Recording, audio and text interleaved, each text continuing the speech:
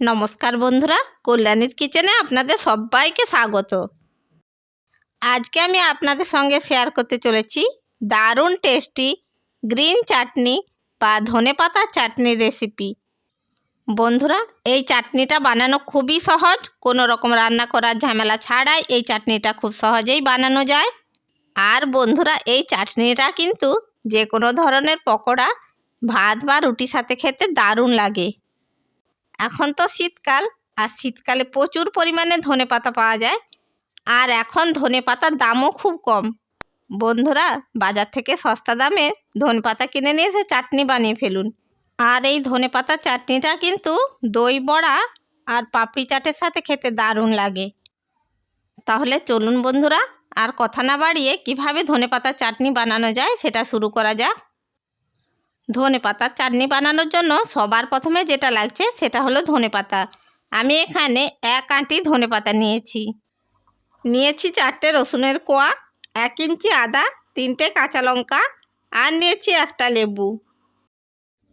এবার আমি এই ধনেপাতাগুলোকে একটি মিক্সিং জারের মধ্যে নিয়ে নিচ্ছি।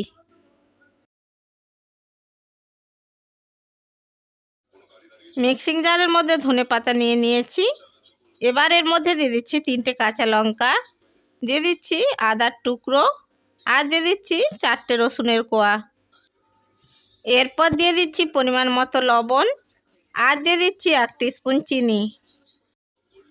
এরপর এর মধ্যে দিয়ে দিচ্ছি একটা লেবু, একটা পাতিলেবুর রস পুরোটাই আমি এর মধ্যে দিয়ে দিচ্ছি।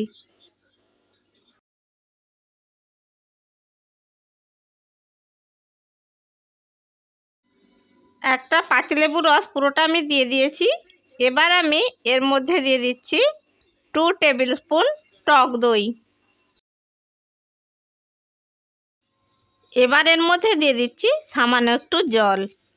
এরপর মিক্সিং জারের ঢাকনা বন্ধ করে এটাকে খুব মিহি করে বেটে নেব। দেখুন বন্ধুরা, ধনেপাতার চাটনিটা আমি মিহি করে বেটে নিয়েছি। আমাদের ধনেপাতার চাটনিটা রেডি হয়ে গেছে। এবার আমি একটি পাত্রের মধ্যে ঢেলে নেব। বন্ধুরা, এখন আমি ধনেপাতার চাটনিটাকে একটি পাত্রের মধ্যে ঢেলে নিচ্ছি।